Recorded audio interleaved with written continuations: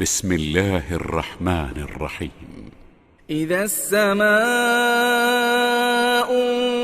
انشقت وأذنت لربها وحقت وإذا الأرض مدت وألقت ما فيها وتخلت وأذنت لربها وحقت يا أيها الإنسان إنك كادح إلى ربك كدحا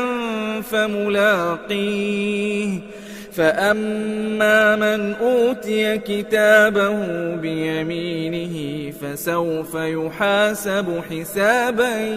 يسيرا وينقلب إلى أهله مسرورا وأما من أوتي كتابه وراء ظهره فسوف يدعو ثبورا ويصلى سعيرا إنه كان في أهله مسرورا إنه ظن أن لن يحور بلى إن ربه كان به بصيرا فلا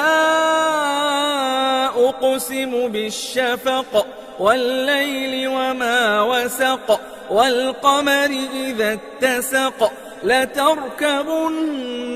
طبقا عن طبق فما لهم لا يؤمنون وإذا قرئ عليهم القرآن لا يسجدون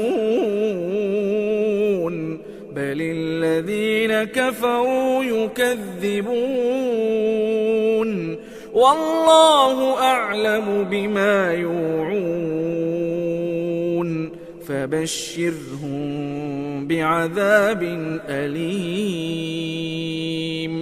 إلا الذين آمنوا وعملوا الصالحات لهم أجر غير ممنون.